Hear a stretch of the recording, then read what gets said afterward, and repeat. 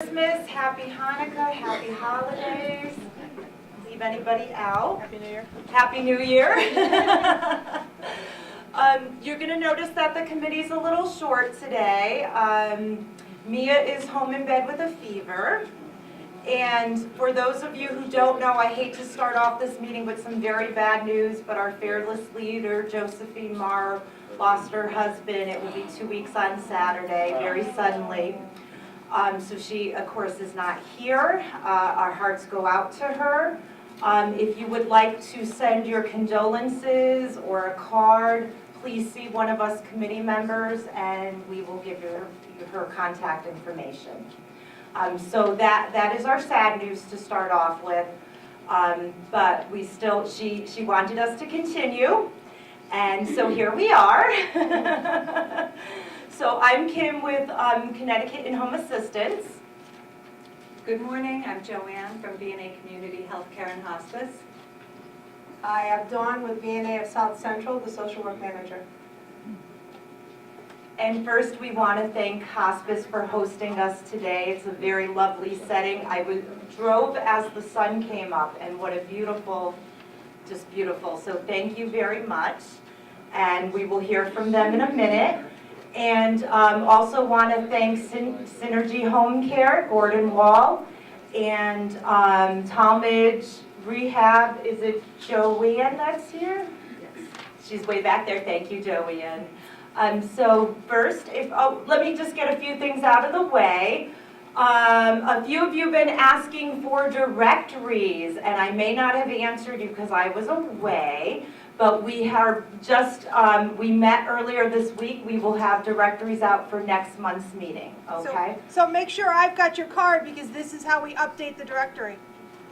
And also, do we have everyone's business card? Because we have two lovely gifts. You're gonna, and I will help you to your car. With my keys.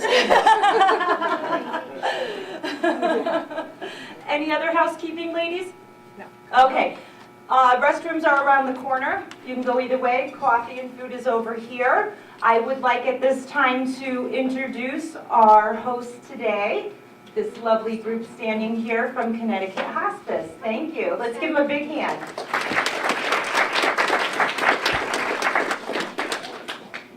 Who's going to speak? I'll start. Okay. I'm going to defer to the tall people. Good morning, good morning, good morning. Welcome from this gorgeous morning to this gorgeous facility. I don't often have a chance to do this, to meet the people that do the work and talk to the people. I'm just a paper pusher upstairs. So I'm here to welcome you and introduce you to our team. I'm quite sure later you'll have some fabulous words from Dr. Sacco, but by the way, my name is Ron Knight. I'm Senior Vice President of Planning. But meanwhile, I'd rather, more importantly, introduce you to these people and just have them say a quick hello, starting with Jim Proto, the Director of Pharmacy. Thanks, Ron. So, good morning, all, and welcome. It's a pleasure to have you all here this morning. I'm Jim Proto, the Director of Pharmacy, and just briefly, I know you have a huge planned schedule here. I don't want to take up too much time, but I handle the inpatient pharmacy chores, but we consult in home care, which touches upon everyone out there. So I just want to open it up that always available for consultation on this end, and I can be reached through the main number. So if there's any med-related issues, certainly they can be brought before me. So I appreciate the honor of being here this morning and enjoy the day. One thing, Brian Goodrich, our social worker, will be doing tours after the event if anyone is interested in that. So feel free to join up with him. Okay, so thank you. Enjoy the day. Thank you again, Hospice. Can I have Synergy Home Care and Talmadge up to quickly say a few words? I'll have Gordon from Synergy go first because Joanne's a little further in the back there. Come on up, Joanne. So our two co-sponsors for today, Gordon. Hi, good morning, everybody. First of all, I just want to say We've been coming to these network meetings for about a year now, and we are thankful for the chance to get back this time. Since some people have already been asking, the little giveaway we have here, this is a screen cleaner down here, and then everybody can probably figure out the letter opener, but there's also a brush that slides out for like your keyboard and stuff like that. This is our quarterly magazine that we have for referral partners and caregivers. There's some helpful information in there. And also our flyer, and inside you'll see my personal mission statement.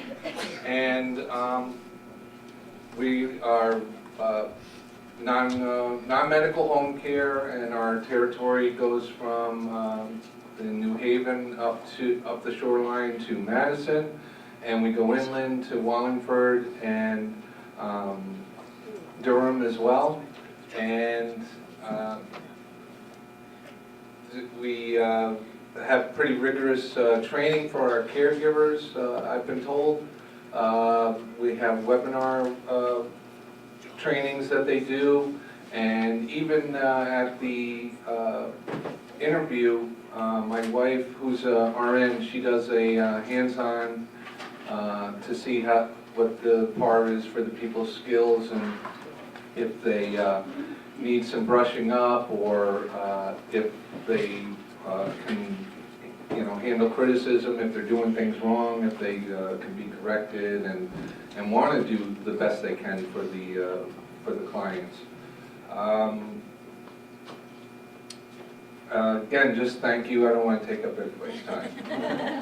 And Merry Christmas, everyone. Thank you, Gordon. And our second sponsor is Talmadge Park. No, you can speak right into the handheld. Hi, everyone. Happy holidays. I represent Talmadge Park, and I have to apologize. I don't know everybody. I have just made 6 months at Talmadge Park, so I'm getting to learn my neighbors and my networking and agencies all around. And I do want to say it has been an absolute pleasure to work with Connecticut Hospice.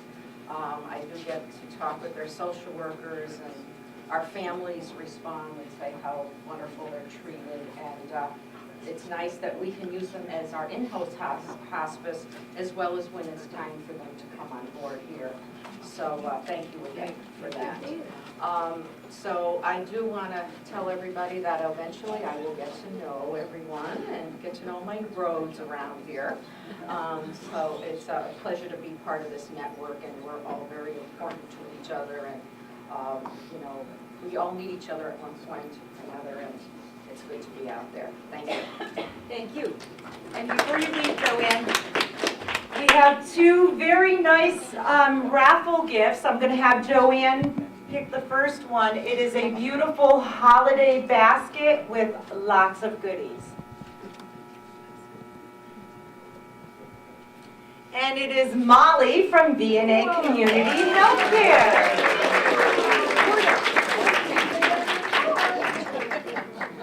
Every time you Right, Joanne.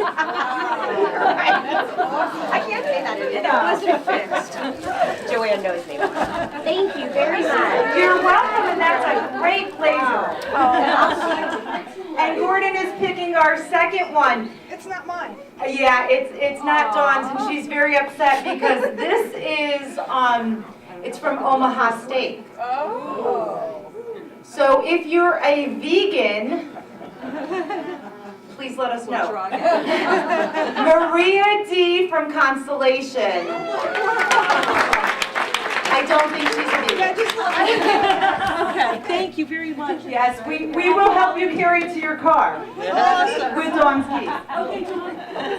Okay, before we get to our main speaker today, which we're very happy to have, I heard I have 2 more people to introduce from hospice.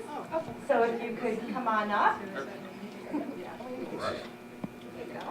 Thank you. Hi, I'm Cindy Moore-Caldy, the Director of Admissions here. Oh, yes. I left my business cards on each of the table, and we also have some brochures for our, from our Stand By Me program, our home hospice program, and our inpatient facility.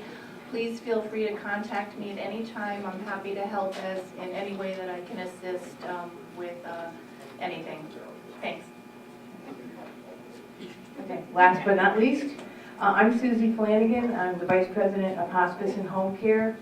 I've been with Connecticut Hospice. I'm in my 24th year. Woo!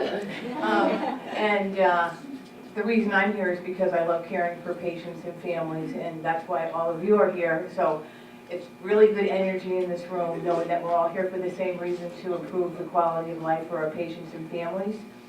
I'm also available for questions 24/7. My phone's on, and I'll also leave some cards up front. So without further ado.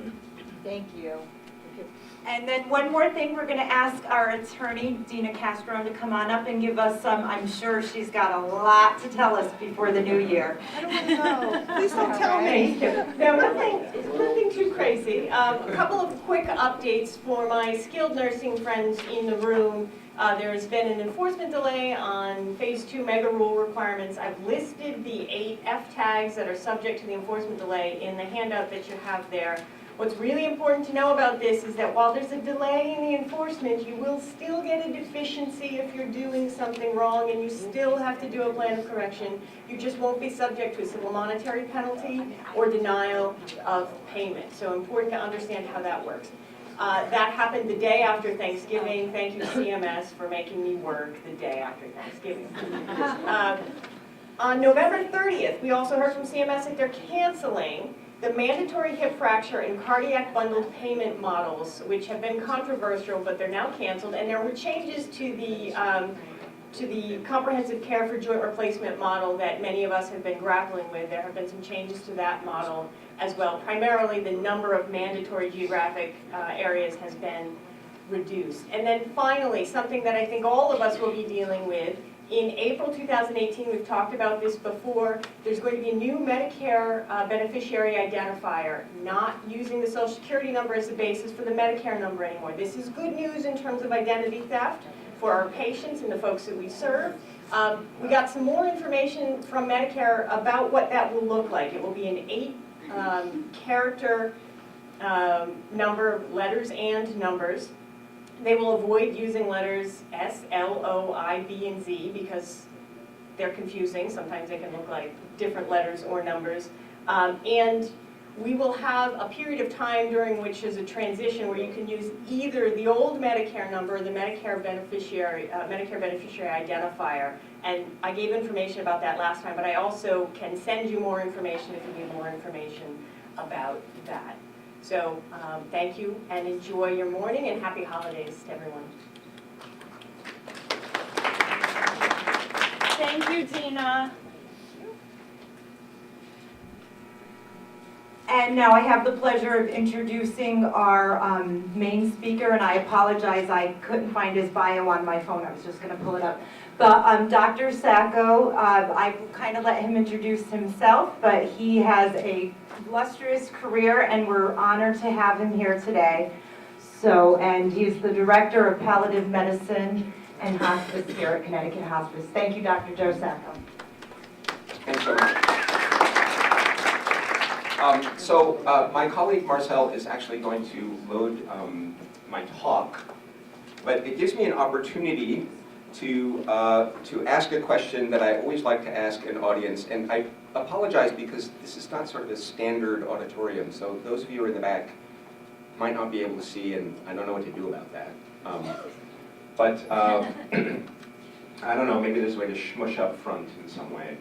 There's an empty table. There's an empty table here, and I don't bite.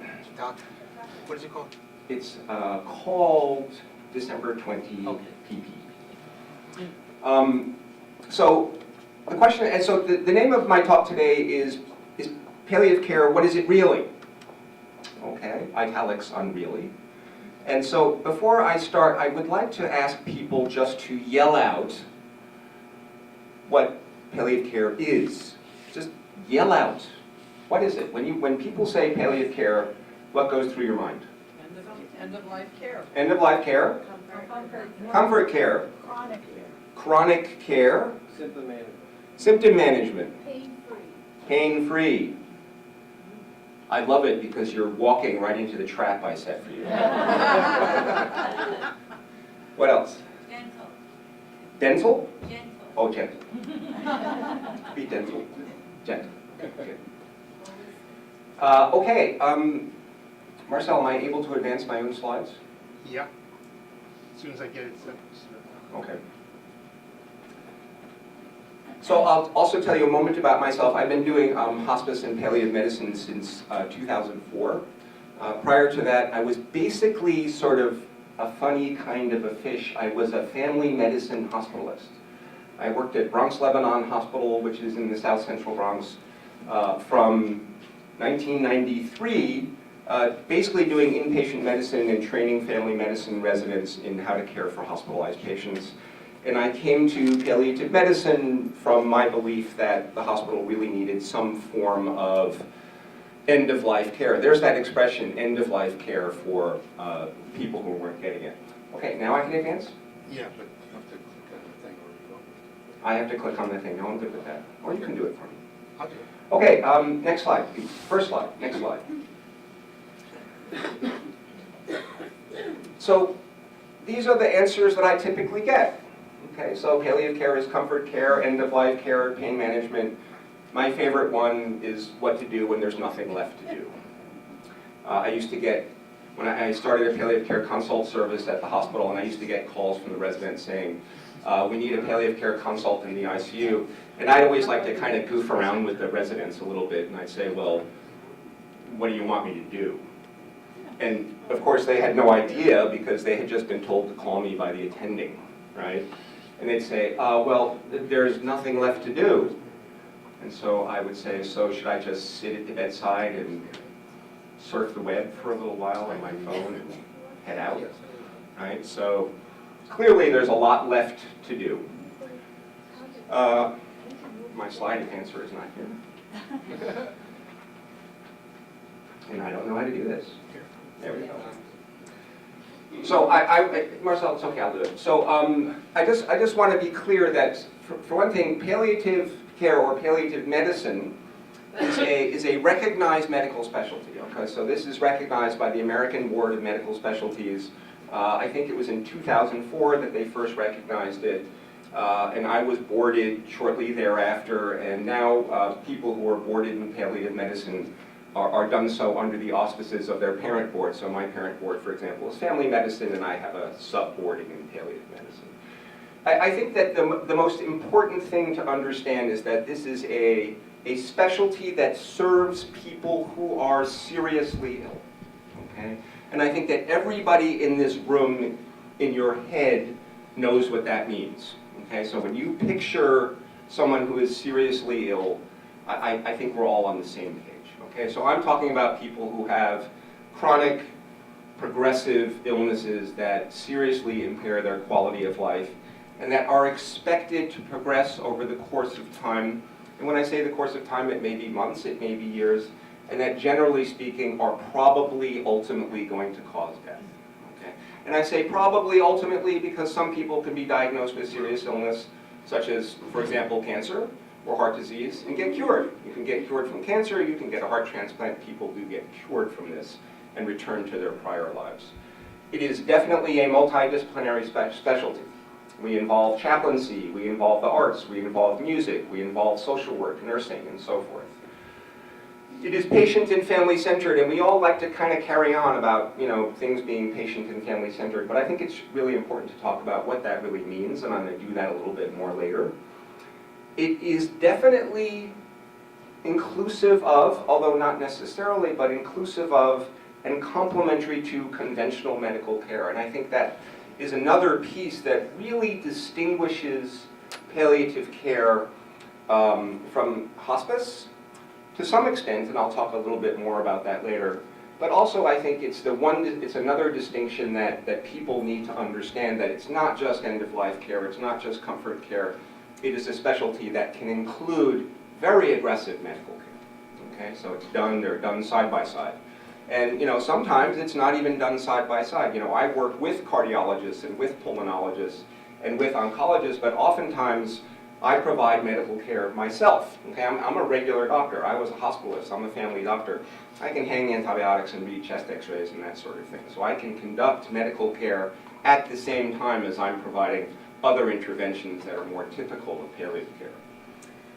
It is very much focused on helping seriously ill people and their loved ones understand what's wrong. Okay, so we are trained in how to talk to people, okay? And helping people understand what's wrong and helping people understand the likely course of their illness and what their options are for treatment, okay? So that can include everything from ultimately winding up, or I shouldn't say winding up because it implies a bias, but winding up in the ICU, and even, for example, on ventilator support, on pressor support, undergoing resuscitation protocols and so forth. Or it may include at some point electing to transition into hospice. Okay, so my job as a palliative care practitioner is to make sure that people understand what's going on and to make sure they know what their choices are and to make sure that they know what the consequences of those choices are. My job is not to nudge them in one direction or another. Okay? And when we say patient and family-centric, part of what that means is, you know, I may have feelings about what I want. Okay, should I become seriously ill or terminally ill? But my role is not to promote my viewpoint. My role is to help people understand so that what they do will fit with their beliefs and their goals and their wishes. Okay, they can make choices based on that, not on what I think is right. You know, I've had patients who really have, you know, elected courses of treatment that I really thought were futile. And I think you have to be careful with using words like futile, but you know, I use that word when I think that a medical intervention is not going to help that person get better. Okay? And I use the word better like a regular person. Okay? To mean better means I can sit up in bed, I can have a bagel and cream cheese, I can watch CNN and cry. Okay? I can talk to my family, I can go out for a walk. Okay? To me, better does not mean my creatinine went from 6 to 5.5. Okay? And oftentimes I see doctors saying, oh, you know, your dad's better, his creatinine went from 6 to 5.5, and families are going, great, because what they hear is better. But, you know, people may elect to go to, again, to get that kind of care, okay, full well understanding what the outcomes are, and they may ultimately wind up feeling that they were empowered, they were informed, they made choices, and feel good about that outcome. And I've gotten calls from people who said, Dr. Sacco, I just want to thank you for your support. Today is the 2nd anniversary of my dad's death. And I just wanted to thank you for being there in that time. And I'll say, you're welcome, and it was my privilege, and so forth. And you know, I don't remember everybody, and I'll go back and have a look at the medical record and learn that this was somebody who passed on in the intensive care unit after undergoing 4 resuscitation protocols. So what they remembered was the standing by them and the keeping them informed and the supporting of them. It's the relationship that they remembered, not the outcome. Okay. For those of you in this room, and probably it's most people who've lost loved ones, I think probably you understand that years after the loss of a loved one, what you remember is not the illness. You remember your loved one in health, and you remember the relationships that happened when your loved one was sick. You remember the people that supported you and supported your loved one. I'm getting a little bit off topic, and I have no idea how much time I have. So. As long as you want.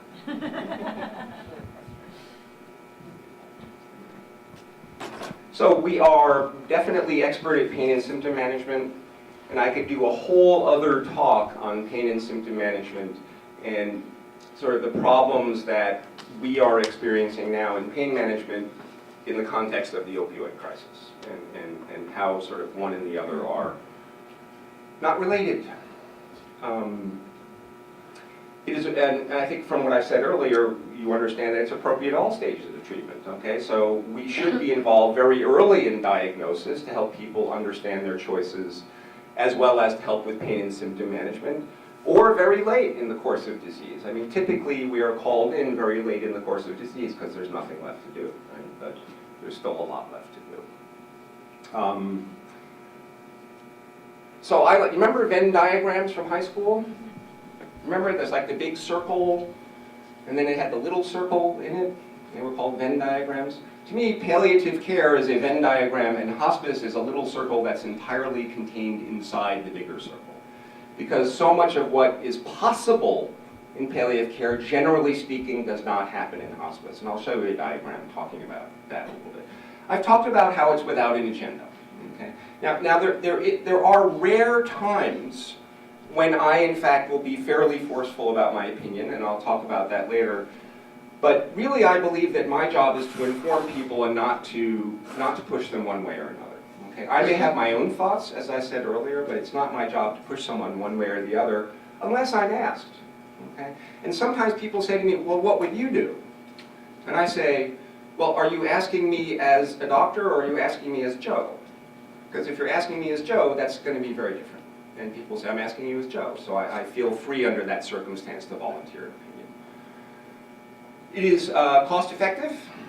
Okay, so has there been an explosive growth in palliative care over the last 5 or 6 years? Yes.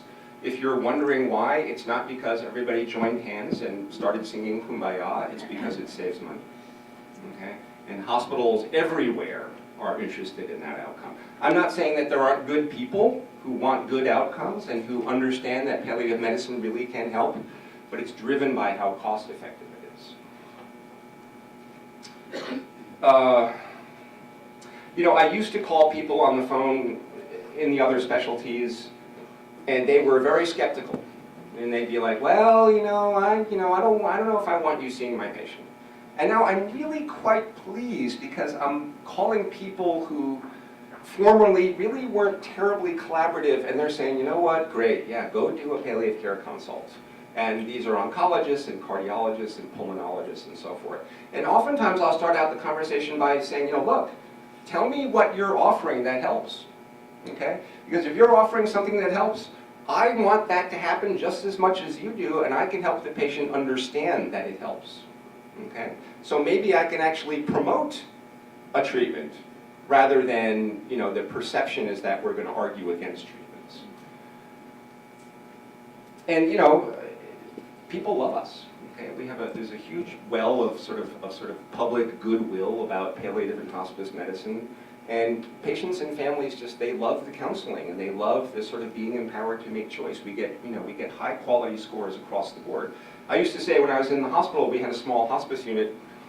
I used to say to the residents and the attendings in the ICU, I used to say, where is the irony that, everybody in the hospice unit passes away, and the patient and family satisfaction scores are 100% across the board, and you guys are down here breaking your backsides to save lives, and all the families are running off to patient relations and complaining. Why is that happening? I was about to say next slide. I don't know what happened to the font here. So you can't read it in the back. Palliative care helps so the definition of palliative care is that it helps seriously ill people understand what's wrong so they can decide what treatment they want. We also treat symptoms. This is so common sense that it leaves us scratching our head in wonder as to why such practice is not the norm. And parenthetically it says the reason, in short, that we don't is because of how doctors, hospitals, and suppliers are paid. Okay? And I'm not going to get into that. That's yet another talk. But it's all about fee-for-service, and it's all about DRGs. Okay, so previously, people thought of treat, stop, palliative care. Okay, so that's the comfort care, end-of-life care, and so forth. And this slide, courtesy of Diane Meyer, who is the emperor of palliative care worldwide, down at Mount Sinai, made this slide. So you see that you have diagnosis of serious illness, and then, people are just getting treated by their oncologist and cardiologist for a while, right? And then suddenly palliative care gets called. This is actually sort of relatively early compared to the standard. And we're there kind of counseling and helping and managing symptoms and co-managing our patients with the specialists. And then finally, finally we get to a point where pretty much people are saying, I don't want conventional treatment anymore, I just want comfort management, and that's what hospice is supposed to be. The reason that there's still a little bit of blue at the top for sort of conventional medical care as hospice doesn't necessarily mean that we don't medically manage people at all. So, I mean, when I manage heart failure, I'm managing people medically, because the medical management of heart failure helps them to feel better. If my objective in hospice is to help people feel better, I manage them medically in heart failure. I manage them people medically with COPD. Okay, we don't stop bronchodilators and so forth, because that's medical management. That's what helps people feel better. It's steroids, right? And I treat urinary tract infections. I'll treat bronchitis. I'll treat pneumonia. I'll do things like that if it'll help people feel better in hospice. Okay, and then we have life closure and bereavement. I love this cartoon. I think everything you need to know in life you can learn from the cartoons in the New Yorker, and that includes palliative care. So for those of you again in the back, here's a doctor talking to a patient, and the doctor is saying, "There's no easy way I can tell you this, so I'm sending to someone who can." And I love this cartoon. It's like 8 or 9 years old, but I love this cartoon because I'm like, wow, they recognize palliative medicine in the New Yorker. Because this is really a lot of what we do. You know, we're like, you're not explaining this right. Let us do it. Let's talk a little bit about sort of the overarching environment of medicine. Okay. So I happen to be a little bit privileged. I'm the medical director of a grant that's called the New York Reduced Avoidable Hospitalization Grant, and it's actually funded by the Centers for Medicare and Medicaid Innovation, which is part of the Affordable Care Act. And they've been funding demonstration projects across the country, hundreds and hundreds of them, to look into new forms of care delivery and new forms of healthcare reimbursement. So for example, bundled payments and so forth sort of came out under that.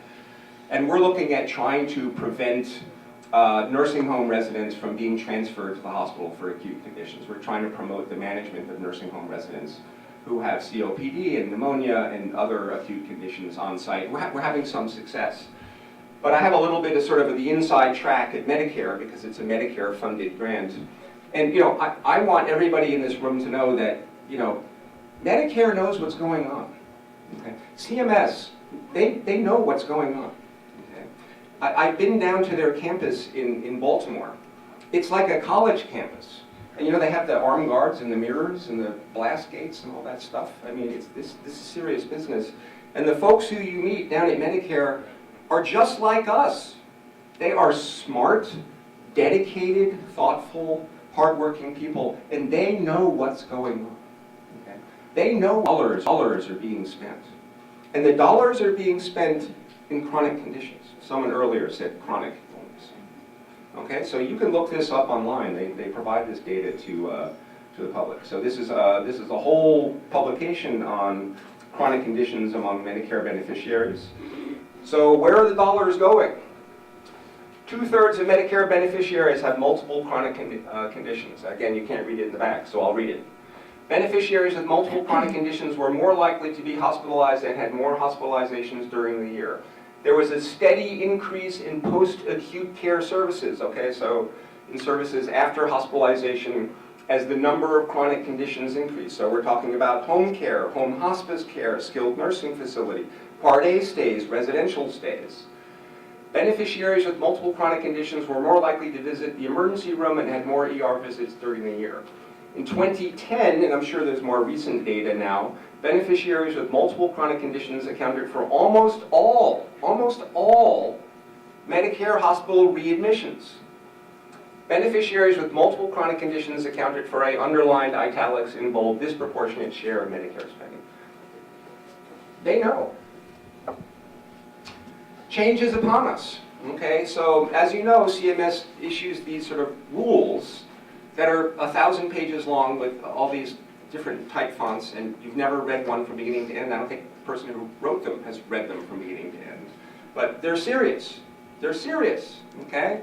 And so here's one from fiscal year 2016, final inpatient and long-term care hospital policy and payment changes.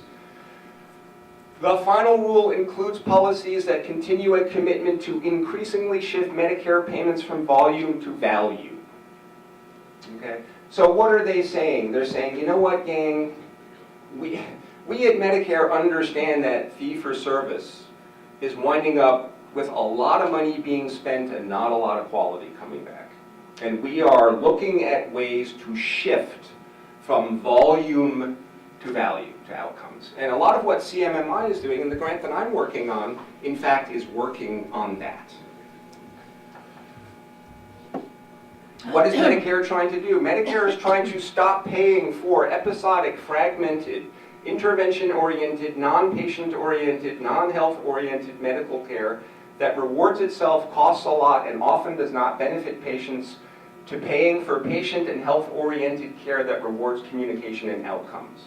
Because people with chronic illness account for most Medicare spending, that is the patient that will be targeted.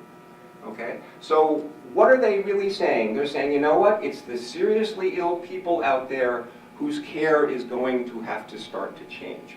And it's not because they're evil about money. It's because they recognize that they're not getting good return.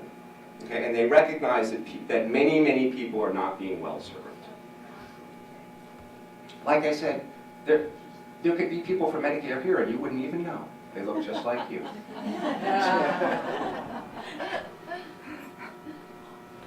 So what about, we don't want to talk politics, but what about?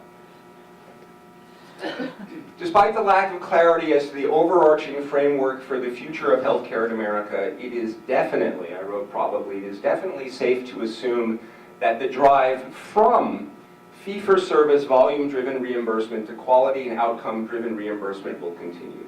Organizations, and everybody here comes from an organization, right, that will thrive, put processes in place that help achieve Medicare's holy grail, which is higher quality, lower cost, higher quality, lower cost, higher quality, lower cost. It's almost like when you walk into the lobby at Medicare, it says higher quality, lower cost. So why am I carrying on about all this stuff? Well, because this is what palliative care does. This is what palliative care does, okay? How do we help achieve these ends? Our entire specialty is about this high-cost population. I don't mean to sound mercenary, but when it comes to policy, that's what they're looking at, okay? How do we help achieve these ends? We inform people about their illnesses and promote choice. Now you might say, well, that doesn't necessarily mean things are going to cost less, but I'm going to talk a little bit more about this. By emphasizing patient and family values and objectives, health, function, and independence and quality of life over intervention and disease modification. And again, you might say, yeah, I don't know, what does he really mean by that? So the talk was, what is palliative care really? And I'll talk a little more. How do we do this? We tell people what's wrong with them and what their treatment choices are in English. Plain, ordinary English. In the Bronx, we use a lot of Spanish.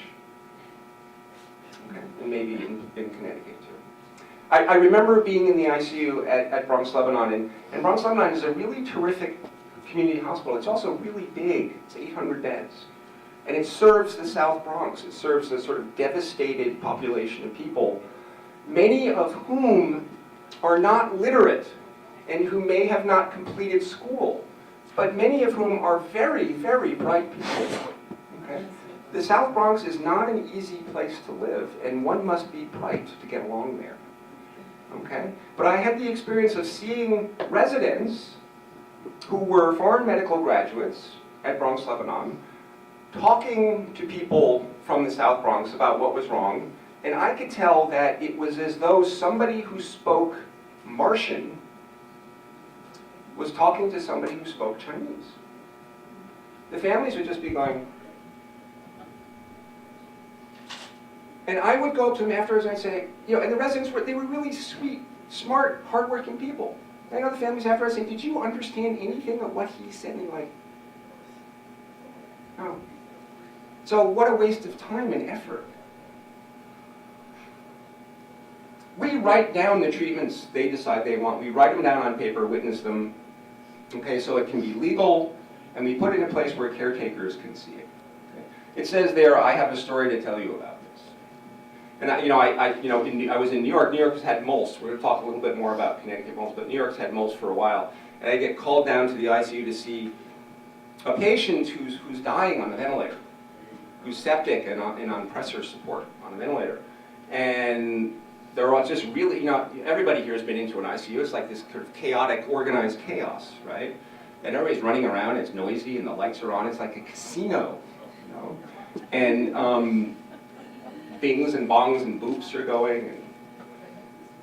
So I go and I look at the chart. And there in the back of the chart is the original MOLS form, not a copy. Now, the Connecticut one is green. The New York one is called Pulsar Pink. I don't know if you've seen it, but it literally it reverberates. I mean, when you look at it, it literally sort of glows. And so I open it up, and it says, I only want comfort measures. I don't want ventilator support. I don't want ICU admission. Right? And this was now the second hospital admission for this patient who had the most in their chart. And so I went to the head of the ICU who was on rounds, and you know how serious rounds are in the ICU. Right? I knew everybody, and I'm kind of getting gray hair, so I can just interrupt if I want to. Right? And I take the MOLS form, and I just walk right in the middle of rounds. The woman who ran the ICU is a lady named Gilda Diaz, and I go, Gilda, your guy in 10, his MOLS says he doesn't want to be here. It's the second time he's been here. He doesn't want to be here. Right? She's looking down at the chart. She looks at me, she says, okay, take him to hospice. That was that. But that was how much attention was being paid. Okay? So this is going to come up in Connecticut with MOLS, I promise you. How else do we do this? We tell other doctors and healthcare facilities what's wrong and what people want. Hopefully we do this in a legally solid way. And finally, we do what people want. We help get done what they want for them. Okay? And I wrote at the bottom, hospice is especially good at transitioning care plans between settings. And that's often, if you have a care plan at Yale, our hospice folks are there and sort of are transitioning the plan of care from there to here because we're the same people. It's getting better now across settings. Okay, so I said before, you may be wondering why this works. Okay, so we're explaining everything to everybody, but why does it work? That it's effective and patient-centered and cost-effective and all that sort of jazz, okay? Okay, so the truth is that while palliative care does not have an agenda, seriously ill people and their loved ones, by and large, I say by and large, okay, will elect care that focuses on quality of life, privacy, choice, control, access. What does access mean? Access doesn't not only mean 24/7 access to their loved one like we have here at hospice, it also means access to the people who are providing care so that they can get information. The people who are here get access to me, okay? When I was a consultant in palliative care at Bronx Lebanon, I gave everybody my cell phone number so they could call me and ask me questions. Okay, dynamic decision making. What is dynamic decision making? Dynamic decision making means what somebody decided a month ago may change. Okay, and we're going to have an ongoing and evolutionary discussion with them, and by keeping them informed. Okay, so by and large, this means again that by and large people tend, on the whole, not everyone, but they tend to decline non-beneficial interventions. Now, I use a tracheostomy and a peg tube here as an example, but I can tell you that in my experience as the medical director here and in doing palliative care consults with people here at home, I see lots of people who are home who are benefiting from tracheostomies and pegs. Okay, I know of a patient who went out to dinner on a ventilator. Okay, who was peg fed, but who went out to dinner on a ventilator and chewed food and then spat it out. Now, to me, that means that those interventions were helping that individual achieve the life that he wants. And that's what I want. Okay? However, probably everybody in this room has seen a poor soul in the ICU who's had an intracranial bleed, whose kidneys stopped working, who's in shock, who's on pressor support, whose extremities are turning blue, who's on dialysis, and in whom there is a plan to go forward with a tracheostomy and peg. Now, we know, medically speaking, that won't help the patient get better in the way that I use the word better. Okay? We also know it's the right of the patient and family to choose that if they want, and that's okay with me. What I'm saying is that, by and large, when people understand what the outcomes are, they will not want that.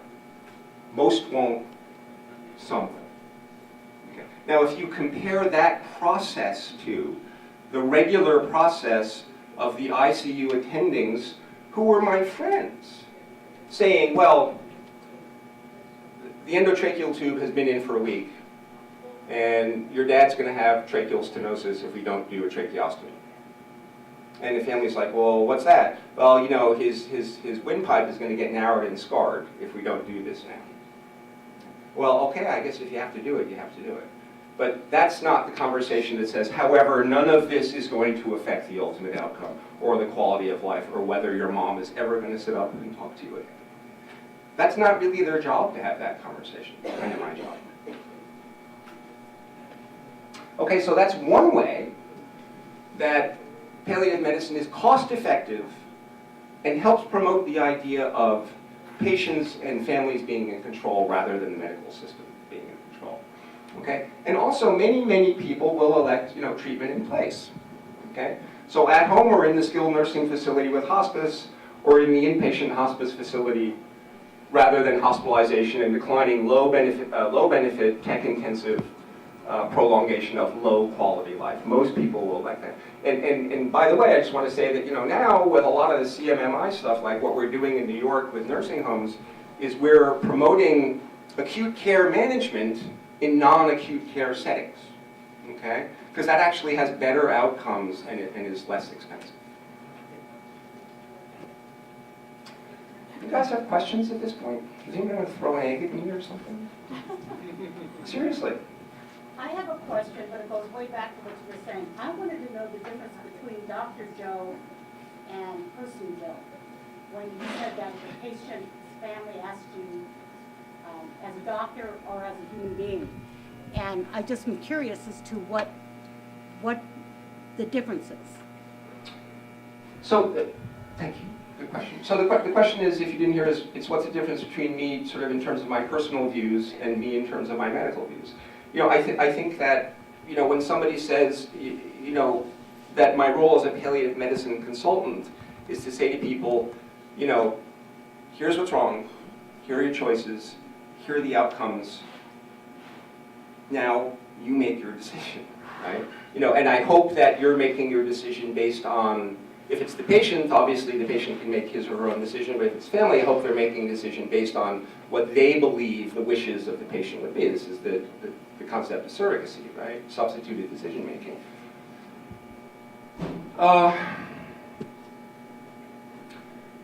You know, for me personally, I think that, you know, I have clarity, personally speaking, that, you know, should I be in the ICU with an intracranial bleed and renal failure and sepsis and stage 4 disease, and if the likelihood of my survival to discharge is less than 1%, and if the likelihood of my recovery is 1/10 of that, then I'm going to say, don't do it. I also know that, you know, I mean, I've never been in this circumstance, personally. And who knows what I'll say. But as a healthy person right now, I believe that's what I would say. And, you know, the way I might frame that to a family is by saying, you know, we can prolong your loved one's life in terms of having a pulse and a blood pressure and a respiratory rate. But we can't make your loved one better, ever. And to me, that choice is fairly clear.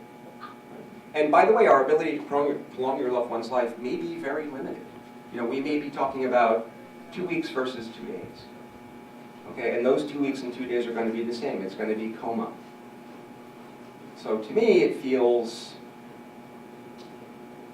like that's not what I want. But people have all kinds of reasons.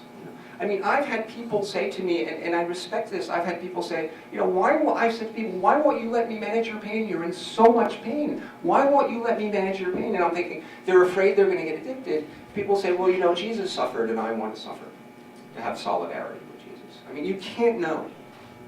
But yes, so does that answer your question? All right, I don't know where we stand with time. If you could, it's up to you. We usually tend to end around 9:30, which is getting close to. but certainly those who can stay, we'd like you to stay and finish, so maybe if you. Well, I'll just blather on. About 10 more minutes and then quick Q&A, 5 Okay. more minutes. So I'm a little bit anxious about this because Suzanne is here, but I'm so excited about MOLST.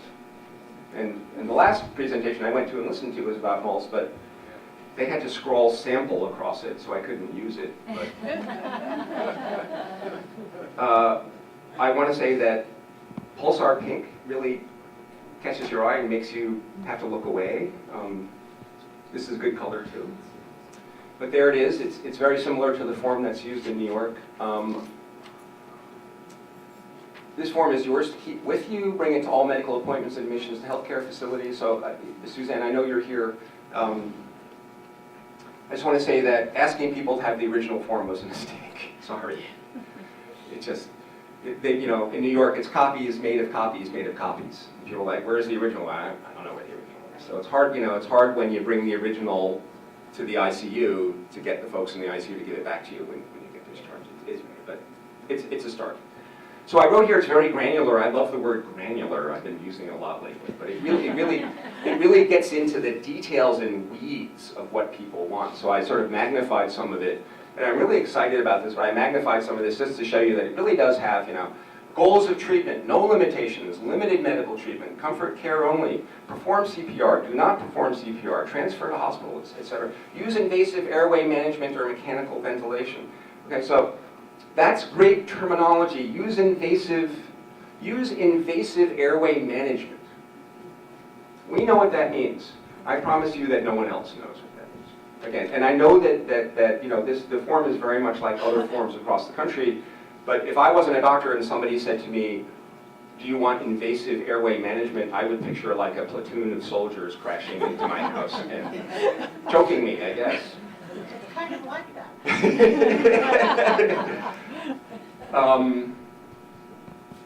Define trial period, length of trial period. I can tell you that in New York, the #1 question I get about most is how long is a trial period?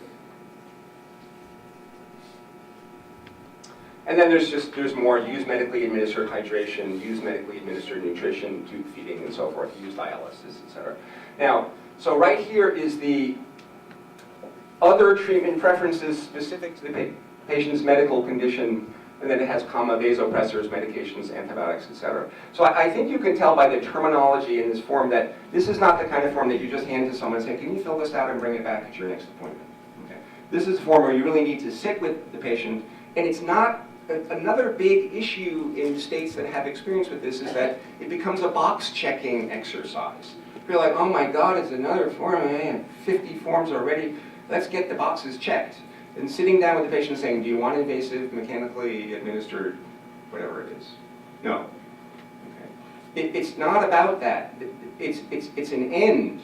The means is a counseling session. The means really is a palliative care consultation. The means is having that person who can explain the difficult news to the patient that the primary care doc is sending them to. The means is having a real conversation about what the outcomes are in plain English. That box is a place where, to my mind, where you really write down what the patient wants. But this is not a lecture about MOLST, so I'm not going to talk about it. It's another 1-hour lecture. We could do one together. I'm Rebecca. Oh, you look very much like Suzanne. You know, I think he thinks I'm Suzanne because I have dark gray hair. I apologize to you. But you could be related. Yes. I'm trying to cover myself here. Okay, so let's go past this. Let's go past that because I have limited time. Okay, so let's have a palliative care, quote, case. I don't even like using the word case. There's just a person, right? I made this up entirely. Ms. Jones, 65, a retired stenographer with esophageal cancer, lives in a 2-story house with her still employed husband. One adult child lives nearby with his spouse and school-aged children. I use spouse to be really politically correct. Ms. Jones says, quote, of her son, he helps out when he can because he's so busy with his job and kids. You know, like stop at CVS on his way home from work to get my medicines. Besides, I do most stuff myself. And my husband works a lot, and so I'm home a lot, but I'm good. I take care of myself. Dr. Johnson has treated her esophageal cancer since 2014. despite surgery and chemotherapy, which left her in remission and symptom-free until 2016, the disease recurred and is now stage 4. She suffers chest pain, quote, about a 5, and pain and difficulty with swallowing. Quote, but I try not to take the pain medicines if I can, she says. I have a high pain tolerance. Once 150 pounds, she's now 110 pounds and adds, and says, she, quote, really isn't interested in food, but I try to eat. She is without nausea, constipation, or shortness of breath. Quote, chemo and surgery were really tough, she says, and the pneumonia I had last year put me out for about 2 months. Dr. Johnson stopped chemotherapy last month because of low blood counts. Besides, he said it really didn't help, she continues, but he might give me a different one when I go back in 2 weeks. He said that one could help. Has everybody in this room met this patient? We've all met this patient, right? And we're like, oh God, where do I even start?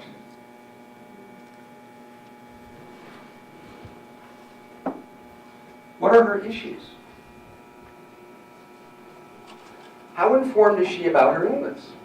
Doesn't sound like she's very informed to me. Okay? Does she understand it's terminal?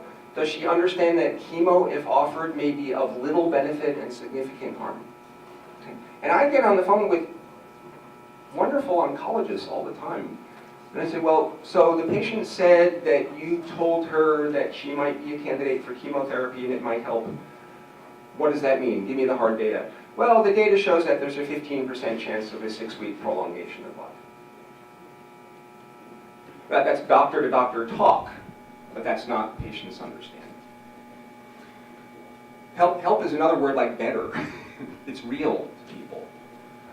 Is she making her own choices or simply doing what Dr. Johnson says? Does she want, quote, everything done? Get that all the time, I want everything done. Do her husband and son influence her treatment decisions? Okay, so what's going on between the lines? Okay, this is the psychosocial and social work component of this. To what extent is she making choices based on what's the family dynamics and so forth? Okay, how well managed are her symptoms? Are her providers experienced at symptom management? Does Dr., I forgot what his name was, Dr. Johnson, does Dr. Johnson, he or she know how to manage pain? You know, I'm getting people all the time who are like, I'm not prescribing any more Percocet because the opioid crisis. I'm like, the opioid crisis and Mrs. Jones have nothing to do with each other. And I'm going to start screaming if I hear that again. Sorry, gang. The opioid crisis is real, but these are two separate things. Okay? Why does she resist pain medications? You know, I can tell you that when I worked in the Bronx, that there were many, many families who had been devastated by drug use. Devastated by drug use. And their belief was that the use of pain medications would lead to their own addictions and death.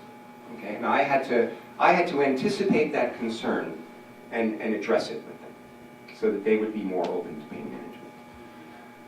Okay, and there's my little question about the opioid crisis. Is that interfering? I'm not going to start yelling about it. Has she established advanced directives? Will she benefit from, quote, coding? I've seen doctors use the word coding with people. Do you want to be coded? Okay. To me that means, is my insurance company going to have a number that represents me? Joe Sacco, code H-531.4. It's going to cost a lot of money. Does she want rehospitalization? Would she elect a, quote, trial of life support? Does she know about palliative hospitalization? Time for a plug. I am the medical director here at Hospice. We do palliative hospitalization here, okay? We will admit a patient to this facility and provide them with reasonable medical care, okay? So that means we do IV antibiotics, we do blood tests, we do x-rays, we do EKGs, we can bring people in on ventilators, okay? We can anticoagulate people, we can manage people medically for urinary infections, pneumonia, and more.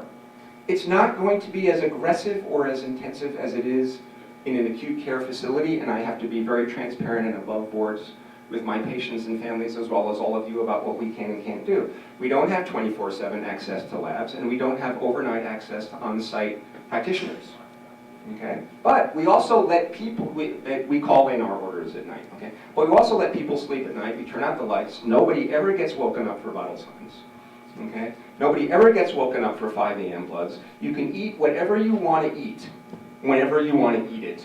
And if there's a risk of aspiration, I'm saying, you have a risk of aspiration. Yes or no, do you want to eat? Okay, you could get pneumonia from this and die from pneumonia. I don't say it like that, okay? But do you want to eat? Yeah, I want to eat. One lady came in who had a bowel obstruction, and I said, what are your goals? And she said, I want to have oysters and vodka. God, I loved her. The only thing that was wrong with the case was that I couldn't have the oysters and vodka with her. But we got her there. And we're great with pain and symptom management, man. There's no opioid crisis here. The only opioid crisis is if we run out of opioids. Okay? You know, and I'm not saying that we snow people, but we manage pain, we manage nausea, we manage shortness of breath. Look how pretty it is out there. When my first day here, it was in April, there was a patient on the deck in a bed with sunglasses. And I couldn't believe it. I mean, I was working in the South Bronx. I love the Bronx, I love the South Bronx, I love my patients, I love the hospital, but it's a little gritty. And I took a picture and I sent it to my friends in the Bronx. They were like, oh my God. I want to come there now, I want to be a patient there now. Okay, so we do palliative hospitalization.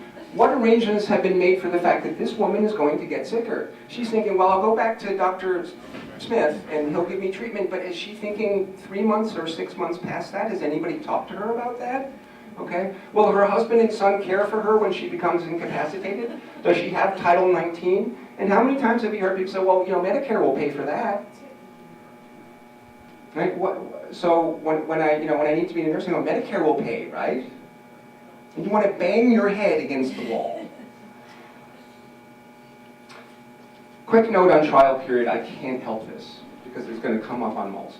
What I say to people is, if you want the most aggressive care, okay, but you don't want to die in a coma in the ICU, but you're also not ready to sign DNR and go into hospice, there's got to be a middle ground for you, okay? And that middle ground is, put me in the ICU, let them do everything they possibly can to keep me alive, medically speaking. And if, after a period of time, the doctors are saying, we really tried, we really did, we did everything possible to help your loved one get better, and it's not working, and we believe at this point that it won't work, and that their death here, their decline in death here is inevitable. If that's what you're hearing from the doctors, pull the plug. That's a trial period. It's not 3 days, it's not 5 days, it's not 7 days, it's not 10 days. It's enough time to go by for people to say, we really, really did try. It's not working. Okay? So what are your recommendations then in that? I mean, you have to put something. My recommendations are that you get as granular as possible in that box. That literally you write down the very specific wishes. And we can, you know, I mean, I'm not going to be collaborating with you, and I apologize again, but maybe with Suzanne about sort of how to really make most work. Well, I'm on the task force, so. Well, see, I wasn't that wrong. So, I'm sorry, I'm going to rush through this. What can palliative care do for her? So we can liaise with her oncologist. We can provide accessible information as to treatment outcome. Accessible is an important word. Accessible to me means understandable. I once, you know, I kind of can't read poems because I wind up scratching my head. And somebody once said to me, well, these poems are really accessible. And what she meant was even somebody as stupid as you can understand what they're trying to kind of convey, like dirty limericks. So what's an example of accessible information? Quote, I spoke to Dr. Johnson. He feels you are too weak to have more treatment right now, but might reconsider if you get stronger. But it is important for you to know that even if he can treat you, the new chemo will have the same side effects you remember and may not help at all. Even if it does, it will only help a little bit. Now that may sound like I'm putting the feather on the negative, but it's truth. It's the truth. Or, I spoke to Dr. Johnson. He feels you are too weak to have more treatment right now, but is optimistic that if you get stronger, more treatment will help you to feel better and live longer.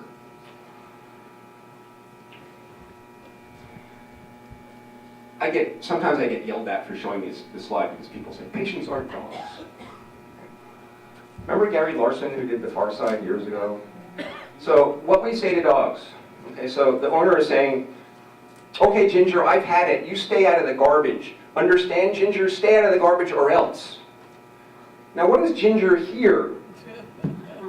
Ginger hears blah, blah, blah, blah, blah, Ginger. Blah, blah, blah, blah, Ginger. But Ginger knows she's in trouble because her owner's leaning over and yelling and pointing and being aggressive. It's like the poor family in the ICU. He hears, you know, your dad's creatinine went from 4 to 6 and we're considering putting in Shiley to initiate dialysis. That doesn't sound good. Okay. Please don't be a smarty pants in answering the next question. Everybody in this room who would say yes, raise your hand. Okay, I'm going to ask the question. If your heart stops beating or you stop breathing, do you want us to bring you back? I'm sorry, everybody would say no. My mistake. If you would say no to this, okay, again, if your heart stops beating or you stop breathing, do you want us to bring you back? Who would say no? I wouldn't say no. I've heard people kind of tentatively. A lot of cynical people when you do this for a while. Like I get 26-year-old residents who are working in the ICU. I never want to be coded. I say, I don't care if you want to be coded. We're coding you. You're the exact right candidate to be coded. Okay. I'd also I've heard people use the expression, you want us to bring you back, and I love that because it's you've gone down that tunnel and the light is fading, and then you stop and it gets a little brighter. And then you burst out into a garden with butterflies and sunshine. I'm going to read this, it's the last slide. How to talk about quote code status. It's difficult to talk about, but there may come a time that you or your relative or loved one gets so sick that your breathing and heart might stop. If that happens, God forbid. The doctors can put a tube in your throat and connect you to a machine, a breathing machine, and pump on your chest, or do CPR, to restart your heart and keep you breathing. Unfortunately, even if they do restart your heart, putting you on life support will not do anything to help your pancreatic cancer, blood infection, and kidney failure. Doing this helps many people, but those people usually aren't as sick as you are, and the doctors can fix the problem that caused their hearts or breathing to stop, so that they can get better and go home. In your case, it probably would not help you get better, and you would probably never regain consciousness and die while on life support. Now, please understand that I always ask permission before I say this. Is it okay if I tell you straight? Always about, is it okay if I talk to you straight about what's going on? So I seek permission. I don't impose this information on people.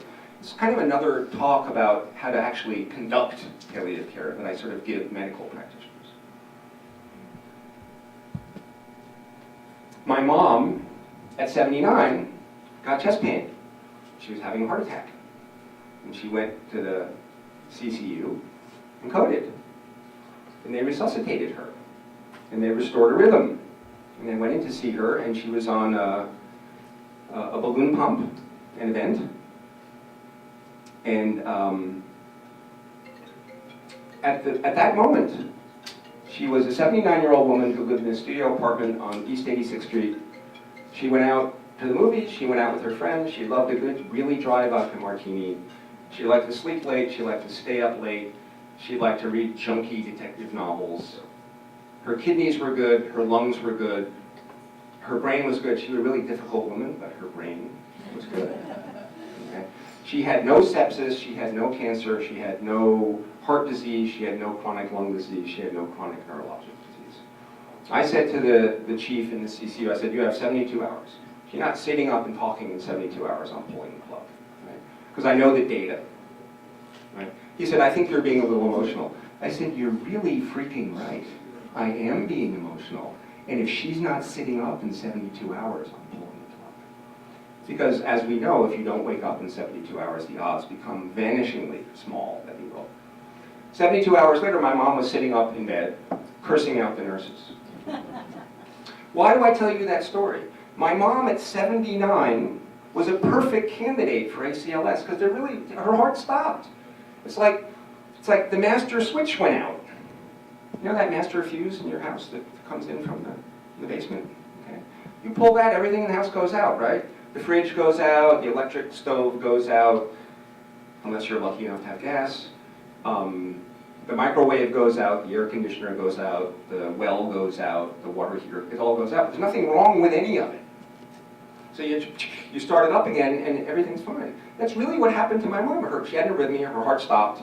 They started her heart up again, everything just came back to life, okay? But if the house burns down and you throw the switch, nothing's gonna restart, okay? And oftentimes, don't we sort of see people in the ICU whose bodies have kind of burned out? It's a matter if we restart the hearts. So that's the end of my talk. What questions do you guys have? Please, ask me questions. The example that you gave about not seeing the most, is that because, you know, they're like an emergency situation and they don't check that out, or? Please don't give them that much credit.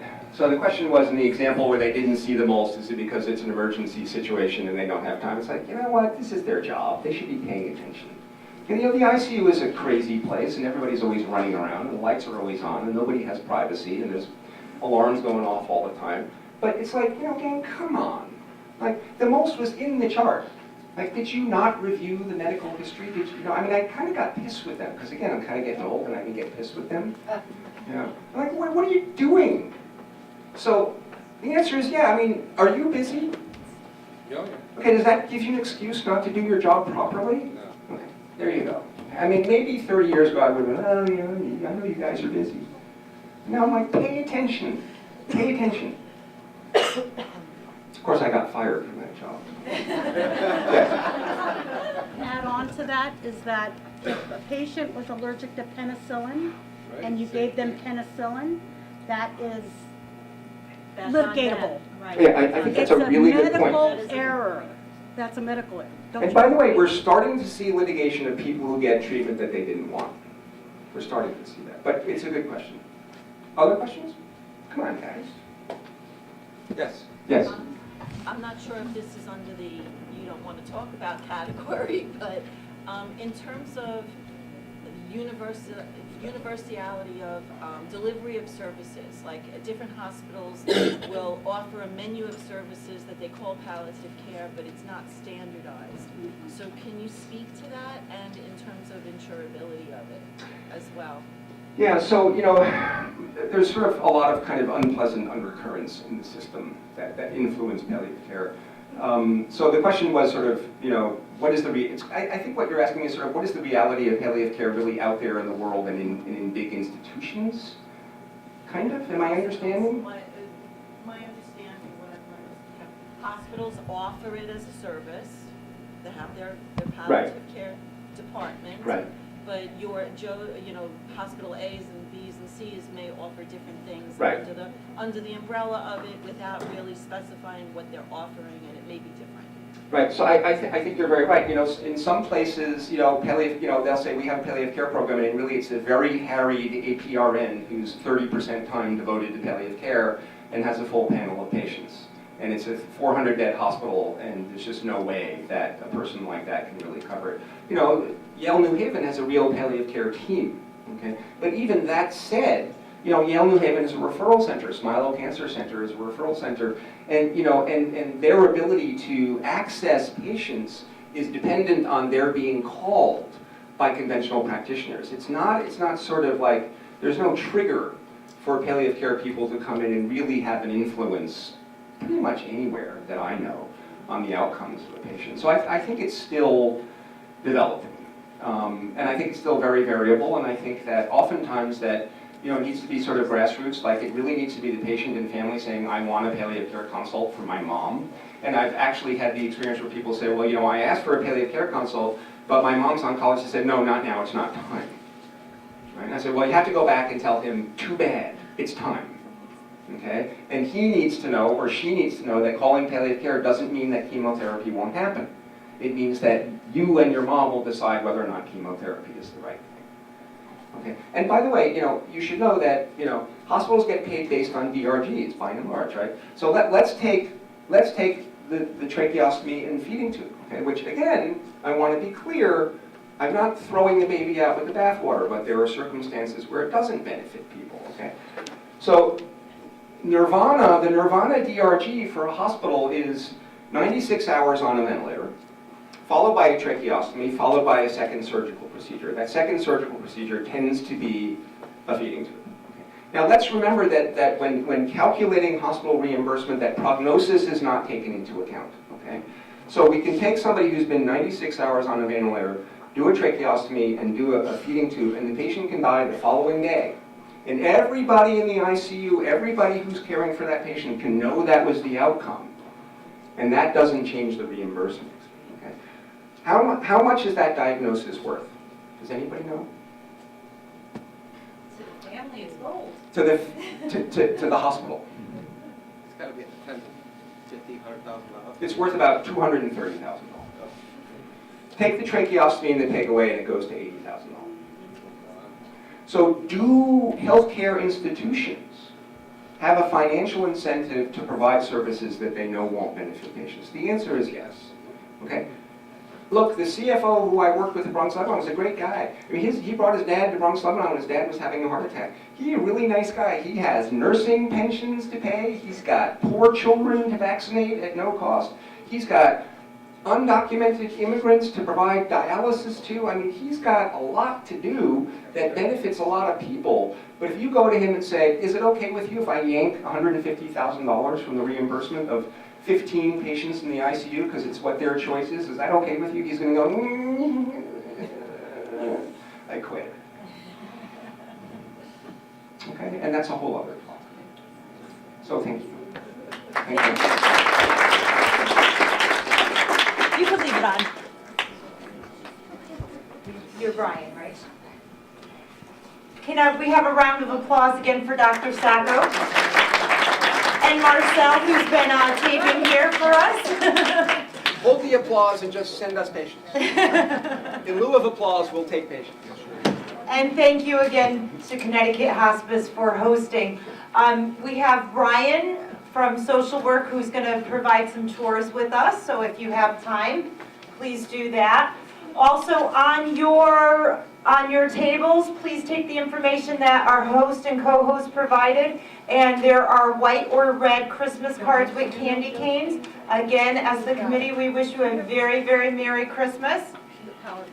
And there's a PowerPoint as well, and Joanne's going to tell us where the next meeting is. So, the next meeting will take place at Regency Health and Rehab in Wallingford, and the speaker will be State Representative Craig Fishbein. So we hope to see you all there. Have a wonderful holiday and a happy, healthy New Year. If you're interested in a tour of our facility, it'll take about 5-10 minutes. Just congregate up here and we'll split you up into groups. So just come on up if you want a tour. Thank you.